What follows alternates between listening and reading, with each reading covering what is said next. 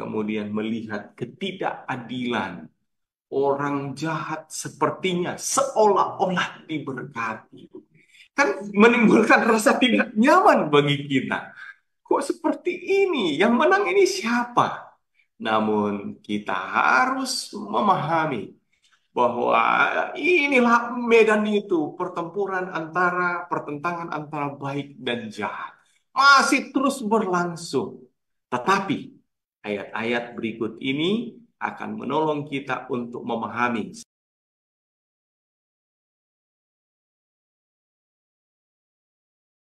Hari ini ada satu pelajaran yang menarik. Raja kekal dengan kekuatan tak tertandingi. Tentunya dari judul kita sudah bisa menebak kira-kira sosok apa lagi yang akan kita pelajari. Ya, ini disusun oleh penulis Sekolah Sahabat kita, ya. Dia memilih sosok-sosok ini, ya, dan itu tentunya adalah berbicara tentang raja, ya. Baik, ada dua pertanyaan. Seperti biasanya, saya akan ajukan dua pertanyaan, dan dua pertanyaan ini diambil dari buku pelajaran Sekolah Sahabat kita. Ada dua saja, dan cukup untuk boleh merangkumkan untuk semua pelajaran kita pada hari ini. Baik, yang pertama, diminta untuk kita membaca Mazmur 20, Mazmur 2, Mazmur 110, Mazmur 89, dan ya, ada ayat-ayat yang lain juga ya muncul. Dan apakah yang ayat-ayat ini ajarkan kepada kita tentang Kristus sebagai Raja? Tentunya kita yakin sepenuhnya bahwa Kristus itu adalah Raja. Banyak bukti di dalam Alkitab tertulis, bahkan dia adalah raja atas segala raja, bahkan dia akan datang pada kali yang kedua sebagai raja. Tetapi kita akan coba untuk menemukan raja yang dimaksud didasarkan pada kitab Mazmur, dan lebih khusus kepada Mazmur pasal 2, pasal 89, dan pasal 110. Saya bagi kepada dua hal sehubungan dengan Kristus sebagai Raja yang ada di dalam teks kita atau pasal-pasal ini. Yang pertama adalah berbicara tentang singa raja pemerintahan atau singasana pemerintahan. Pertama, ya, mari kita lihat. Saya sudah cantumkan ayatnya. Dan saudara bisa melihat bahwa aku pun juga akan mengangkat dia, yang kemudian akan menjadi yang maha tinggi di antara raja-raja bumi. Jadi kita bisa melihat bahwa ada proses pengangkatan atau proses penunjukan, ya. Kemudian di Mazmur pasal 2 ayat 6, akulah yang telah melantik rajaku di Sion, gunungku yang kudus. Ada penunjukan, pengangkatan, ada pelantikan, ya.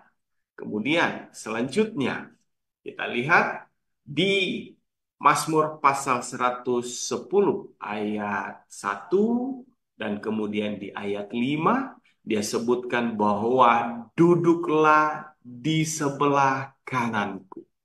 Kemudian dikatakan bahwa Tuhan ada di sebelah kananku. Jadi setelah dilantik, maka Kristus digambarkan di sini, dia adalah raja, ya. Dia menempati taktanya atau dia duduk di sebelah kanan. Ya, tidak hanya duduk, tetapi frase berikutnya dengan duduk berarti menunjukkan bagaimana dia akan menjalani akan proses pemerintahan. Ya, Kristus sebagai raja berarti raja adalah pribadi yang dia punya kerajaan, dia punya pemerintahan, dan dia yang memerintah. Ya. Kemudian selanjutnya kita boleh temukan bahwa taktanya ada, ya. Dia memerintah, bertakhta, mirip-mirip saudara, tetapi saya ingin untuk munculkan ini memperkaya pemikiran kita, pemahaman kita tentang maksud bagaimana Allah menjadikan Kristus sebagai raja. Kemudian saya menemukan di ayat 6 dari pasal 110 dan Mazmur pasal 2 ayat 9 bahwa ketika ada aktivitas-aktivitas dalam memerintah, maka menunjukkan bahwa raja itu berkuasa. Seperti apa kuasa berkuasanya raja ditunjukkan di sini, bahwa dia menghukum bangsa-bangsa. Ia meremukkan orang-orang yang menjadi kepala di negeri luas. Ayat 9 dari pasal 2, engkau akan meremukkan mereka dengan gada besi. Gada besi, ada juga kata tongkat, ya. Gada besi ini menunjukkan tentang otoritas, kewenangan untuk memerintah. Jadi dia berkuasa di dalam meremukkan, menghukum, dan melakukan hal-hal yang biasa dilakukan oleh raja. Nah, jika berpikir tentang merefleksi kata meremuk dan menghukum, nampaknya ini menjadi hal yang negatif. Jadi tentunya raja akan berperan untuk melakukan hal-hal yang baik, hal-hal yang positif, memajukan, menyejahterakan, dan memberi keamanan, memajukan perekonomian untuk dunia hari ini, ya. Dan juga itulah Allah memberikan kesejahteraan, memberkati raja. Namun juga di sisi yang lain bahwa oleh keputusan-keputusan presiden tentunya ada tindakan-tindakan yang diambil dan itu adalah menunjukkan untuk menegakkan keadilan. Dalam hal ini, disinilah meremukkan dan menghukum itu ditunjukkan. Kemudian poin yang kedua adalah sifat pemerintahan Kristus sebagai Raja. Saudara, mari kita lihat satu persatu. Jadi di dalam Mazmur pasal 89 ayat 14 dia katakan punya mulah lengan yang perkasa. Jadi digambarkan bahwa pemerintah dengan memiliki lengan yang perkasa berarti menunjukkan bahwa kedikdakyaan daripada pemerintahan yang dipimpin oleh Kristus sebagai raja, maka disebutkan menunjukkan tentang keperkasaan atau kedikdayaan daripada pemerintahan Kristus. Kemudian yang kedua ada kekuatan, ya, perkasa, kuat. Di frase berikutnya, kuat tanganmu. Kemudian Mazmur pasal 10 ayat 2 disebutkan tongkat kekuatanmu, ya.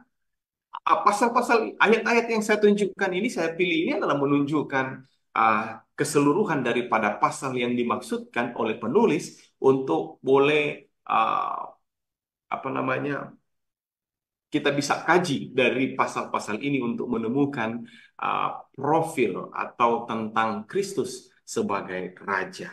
Jadi tergambarkan dengan tangan kuat dan tongkat pemerintahan. Kemudian selanjutnya dikatakan di Mazmur pasal 89 ayat 15 berbicara tentang keadilan dan hukum.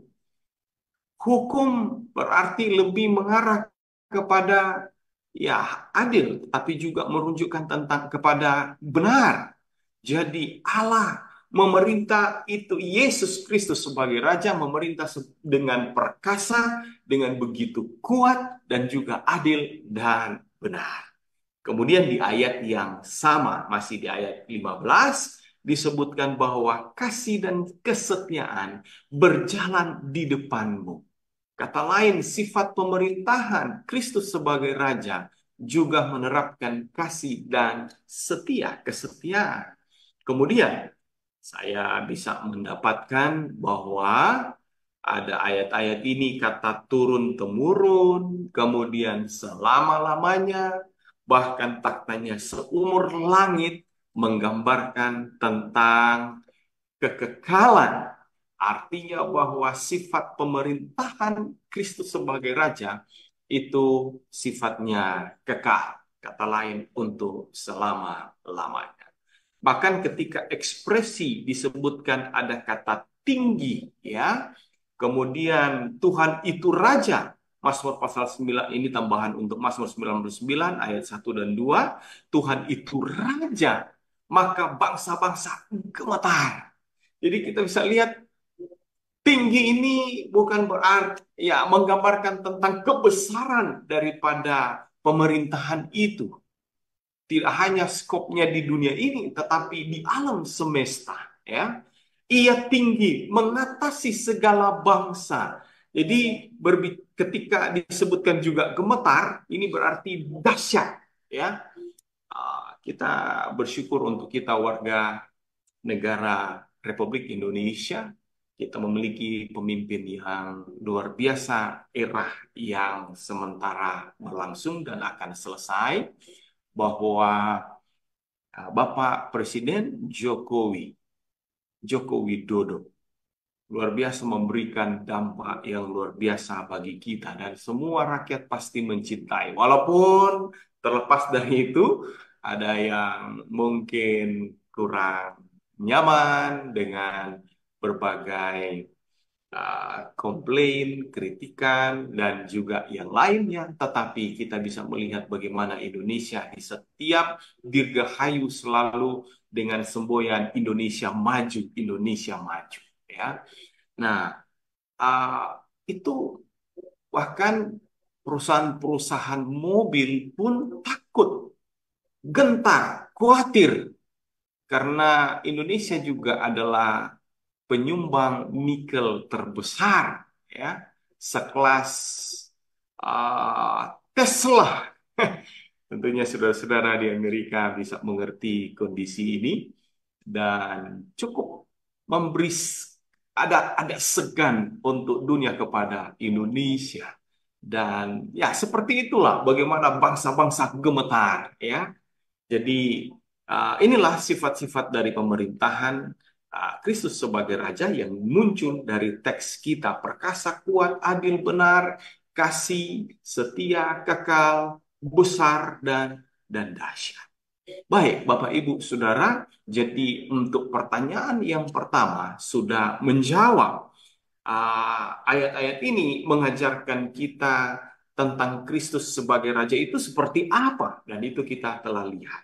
Ada komentar daripada tulisan pelajaran sekolah sahabat kita, dikatakan bahwa penggambaran Allah sebagai Bapa Mesias menunjuk pada penobatan atau pelantikan, ya, raja ketika raja diadopsi ke dalam perjanjian Allah.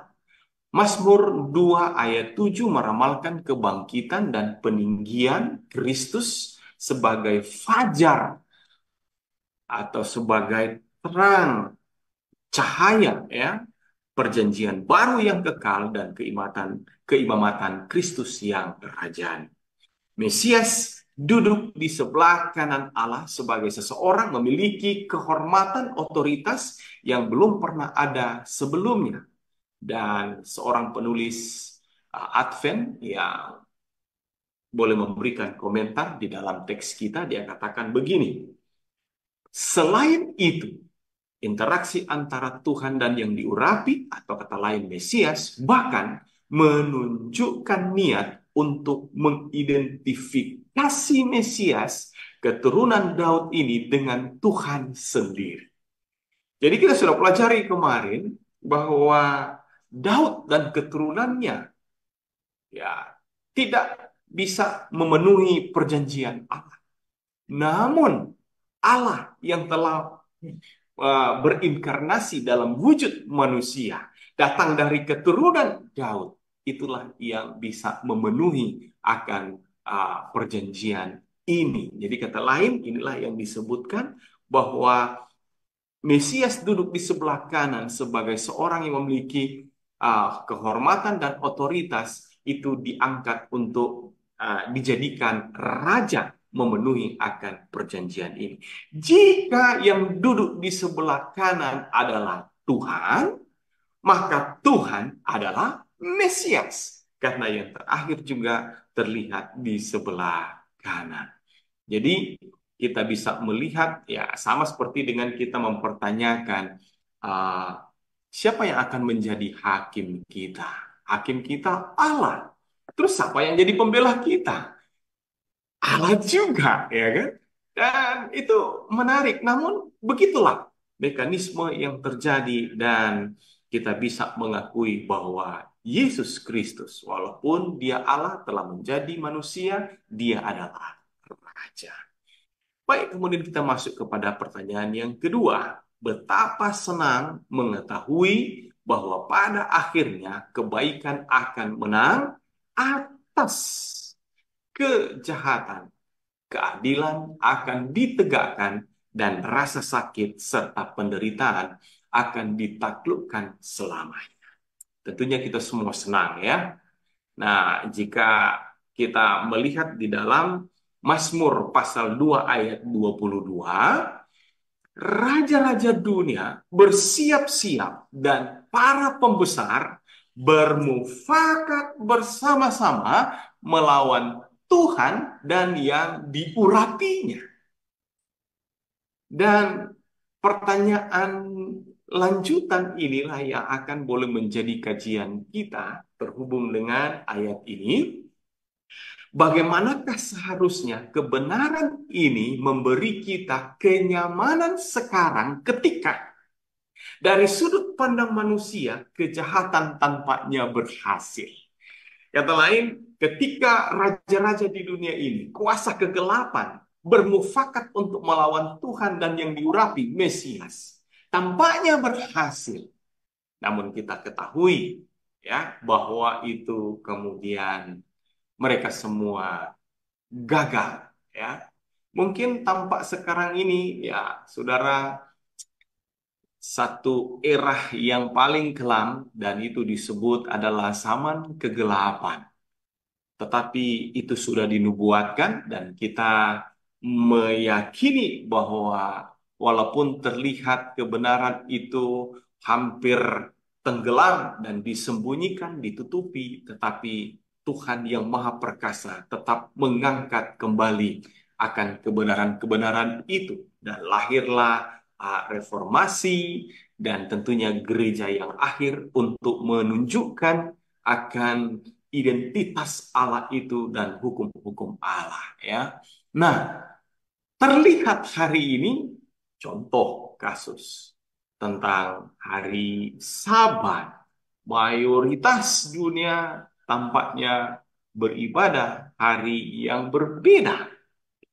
Tapi tetap ada satu kelompok yang tetap seperti itu ya. Nah, tidak hanya masalah doktrin dan eh, pengajaran-pengajaran Alkitab yang diselewengkan yang tampaknya pihak kuasa kegelapan itu menang, tetapi dalam pergumulan-pergumulan hidup kita sehari-hari juga tampaknya seperti itu, saudara. Ya, antara baik dan jahat. Eh, Berbicara tentang karakter, tentang pembawaan, tentang nilai-nilai, terlihat begitu jelas cenderung kejahatan mendominasi akan kebaikan. Tapi saudara, ya pertanyaan nomor 2 ini luar biasa ya. Jadi bagaimana seharusnya kebenaran ini memberi kita kenyamanan sekarang? Karena sama seperti Ayub ya, di dalam tulisan-tulisan Ayub, kemudian di Habakuk juga ya, kemudian melihat ketidakadilan orang jahat sepertinya seolah-olah diberkati. Kan menimbulkan rasa tidak nyaman bagi kita. Kok seperti ini? Yang menang ini siapa? Namun kita harus memahami bahwa inilah medan itu, pertentangan antara baik dan jahat. Masih terus berlangsung. Tetapi ayat-ayat berikut ini akan menolong kita untuk memahami. Saya ambil dari, tetap di teks kita, Mazmur 110 ayat 1-2 dan Mazmur 2 ayat 9. Dia katakan begini, sampai ku buat musuh-musuhmu menjadi tumpuan kakimu. Oh, bukan kakiku, atau katakan kakinya Yesus, ya, tetapi menjadi tumpuan kakimu. Wah, ini saya suka, saudara. Cuman hari ini mungkin kita jadi seperti apa? Kok itu kapan? Ya, banyak orang mengintimidasi kita, banyak orang yang menggosipi kita, banyak orang yang berbuat tidak adil bagi kita. Em, Rasanya kita diinjak terus, tetapi ayat ini menyebutkan sampai kubuat musuh-musuhmu menjadi tumpuan kakimu. Dan ingat bahwa memerintah, siapa yang memerintah? Tuhan di antara musuhmu. Wow, kalau hanya dalam satu skop saja, ruang lingkup orang benar, Allah memerintah, namun dia tidak bisa memerintah musuh-musuh kita. Wah, ini beradu, kita mau lihat menang yang benar atau yang jahat, ya. Tetapi ketika dikatakan memerintah di antara musuh-musuh, berarti Allah memerintah semuanya. Dan jika Allah yang benar dan kita adalah umat-umatnya, maka tentunya kita harus yakin orang yang jahat pun bisa, ya seperti ayat tadi, meremukkan dan menghukum. Jadi ada kekuasaan Allah untuk bisa mengaturnya. Nah, ini ayat 9 dari pasal 2, engkau akan meremukkan mereka, memecahkan mereka, dan itu adalah sebuah ganjaran kepada mereka. Pelajaran sekolah sahabat kita memberikan keterangan seperti ini.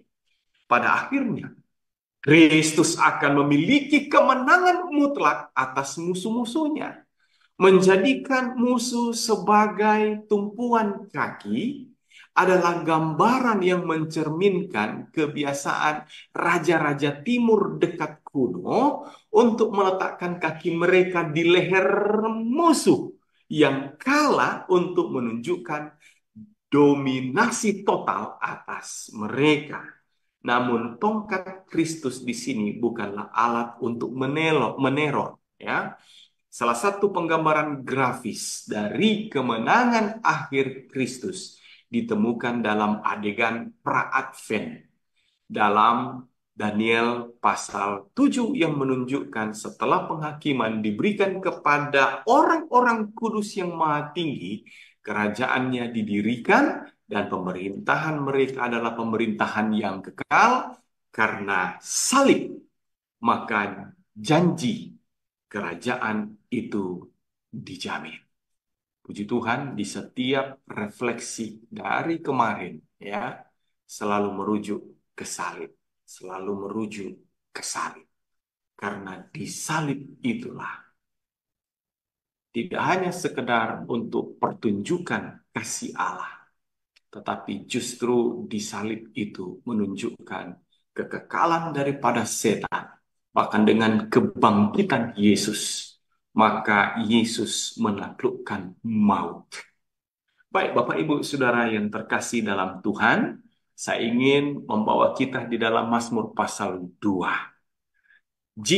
Karena judul hari ini adalah Raja Kekal. Raja Kekal dengan kekuatan yang tak tertandingi. Ya. Jadi kita melihat profil raja. Raja kekal dengan kekuatan tak tertandingi.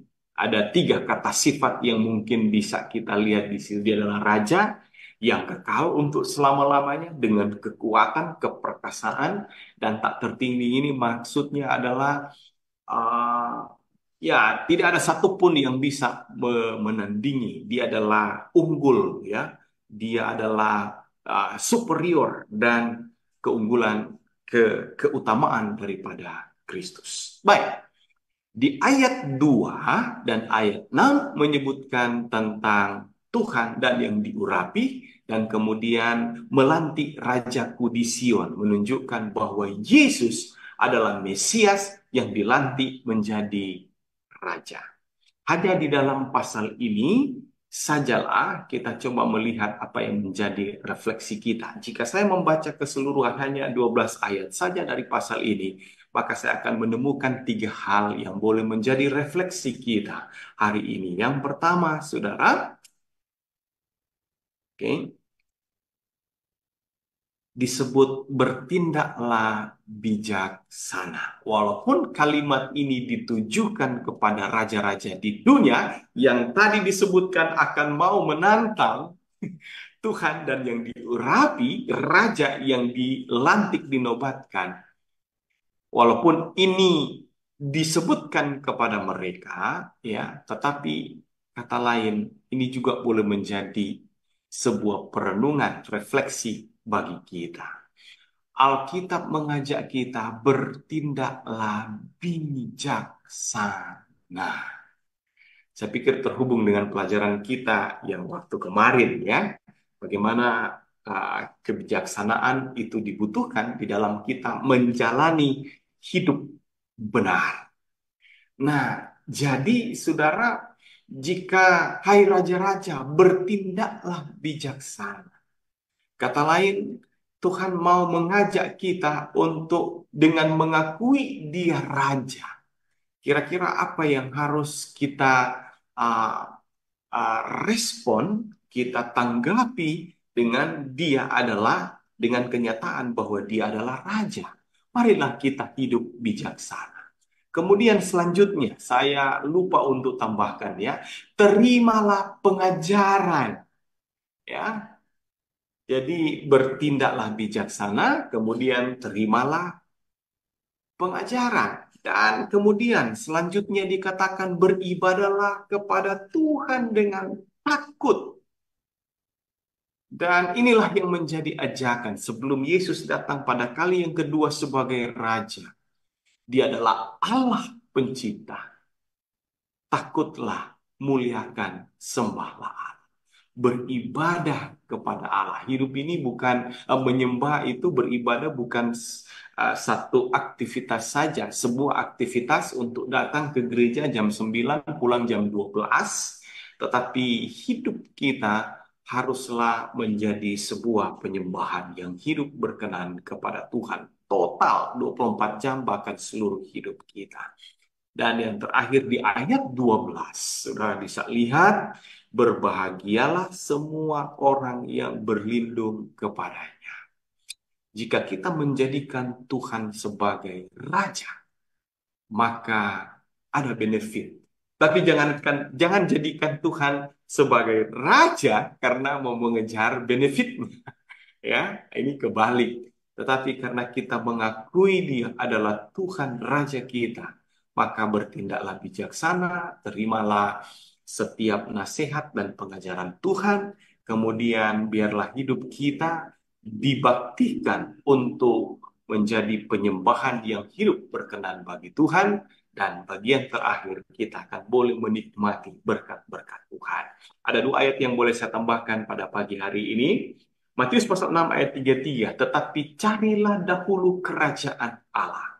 Berbicara kerajaan berarti ada satu kerajaan di mana terdiri di dalamnya ada raja, ada juga sistem pemerintahan di mana ada raja yang memerintah. Jadi jika kita disebut carilah dahulu kerajaan Allah, berarti kita sedang mengakui Dia adalah raja kita dan membiarkan diri kita untuk diperintah. Dan mencari dahulu kerajaan Allah berarti kita sedang berupaya mencari persesuaian dengan apa yang Tuhan perintahkan, Raja itu perintahkan.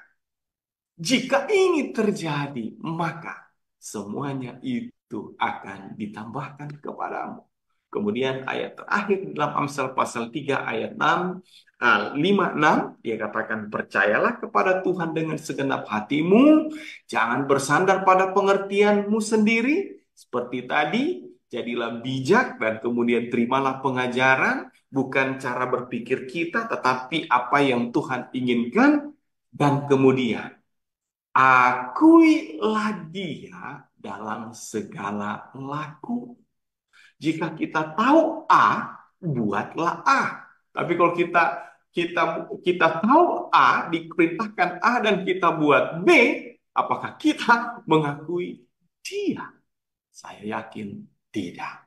Jadi mengakui dia dengan apa yang kita ketahui, ya, dan harapan-harapan Tuhan, perintah-perintah Tuhan, kehendak Tuhan, ketika kita mengakui dia, mengakui juga arahan perintah Tuhan, maka itu akan terbukti di dalam setiap tingkah laku kita.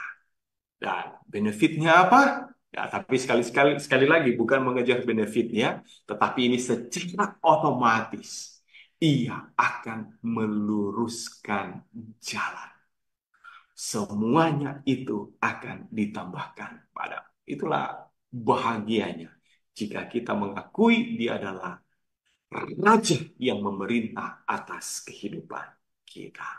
Puji Tuhan, hari ini kita boleh melihat ada gembala, ada Mesias, ada anak Daud, ya, keturunan daripada Daud, dan boleh ditambah hari ini adalah Raja yang memerintah dan yang menghakimi. Kiranya melalui pelajaran sekolah sahabat kita pada hari ini, bahkan di sepanjang pekan ini, boleh menolong kita mendapatkan gambaran yang lebih detail, lebih jelas sehubungan dengan kehidupan dan pribadi serta pelayanan daripada Yesus Kristus. Tuhan Yesus memberkati. Selamat bertemu kembali, selamat tahun baru bagi saudara dan saudari sekalian yang kembali pada saat ini di tahun 2024 kembali dapat bersama-sama ya di acara ibadah kita.